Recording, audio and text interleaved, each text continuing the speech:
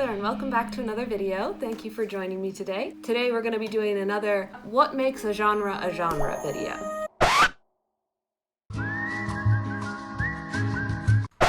The genres we will be covering today are fantasy versus sci-fi. What makes a fantasy story versus what makes a sci-fi story. In order for something to be categorized as fantasy, it has to be taking place in an imaginary universe.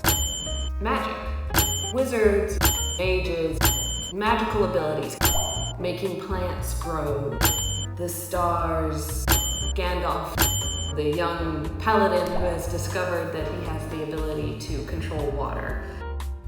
The supernatural, magical creatures, castles, mountains, woods, dark, deep caves, adventures, quests, portals, come with a map. Maybe the animals talk, dragons you would not see just walking down your own neighborhood street, castles, dragons on top of them, castles, major adventure, quest.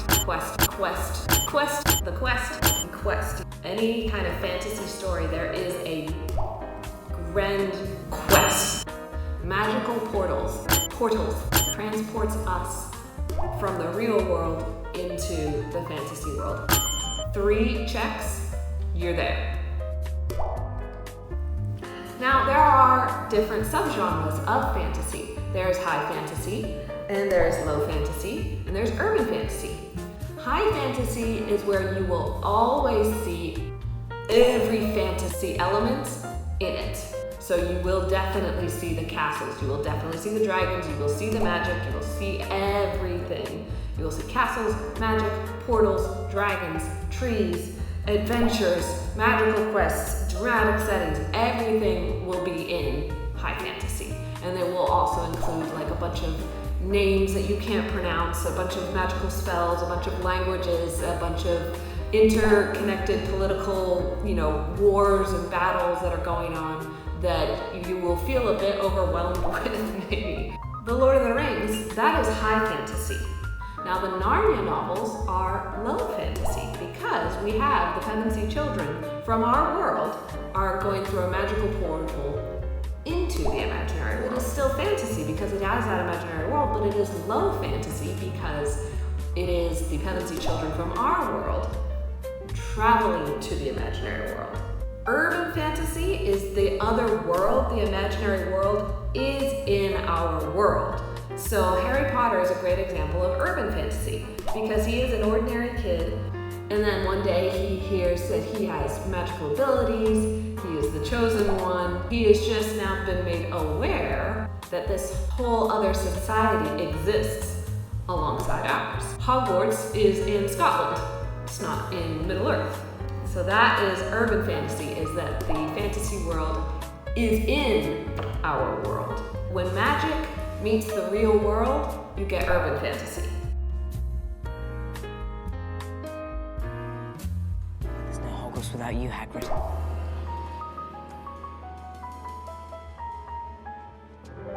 What makes a sci-fi story? They use scientific fact and theory to build the world and the plot.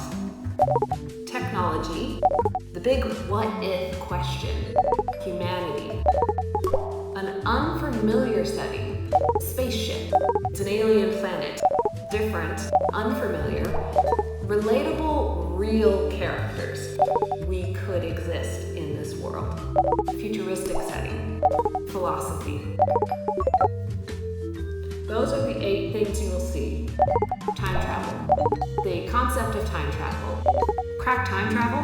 Communicators, phasers, teleporters, holograms, hovercraft, ray guns. I feel like if you want to know where we're going to be at technologically in the future, in the, say 30, 40 years, just pay attention to where we're at now in the science fiction world. Right.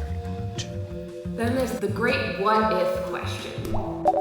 What if Tesla beat Einstein? What if the Titanic never crashed? What if iPhones were invented back in the 1960s? Airplanes, we had X person won the war versus questions. can then fast forward alternate timeline, alternate reality, futuristic reality, something that you recognize, but it is not familiar. It is not your reality, but it's our world different because of the what if.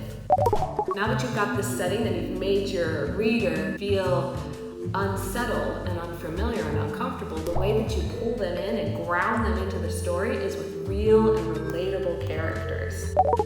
And then you have humanity and philosophy. That is a hallmark of a great sci-fi. It's something that takes a real relatable characters in an unfamiliar setting and then deals with the question, what makes a human a human?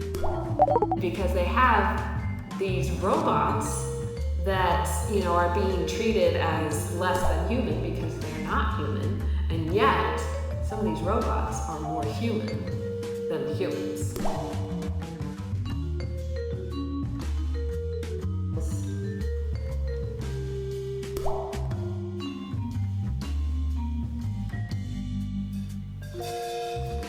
I hope this was helpful. Thank you guys for watching. Let me know if there's anything I missed. Let me know what genres you would like me to explain next. Thank you for watching, and I will talk to you guys next time.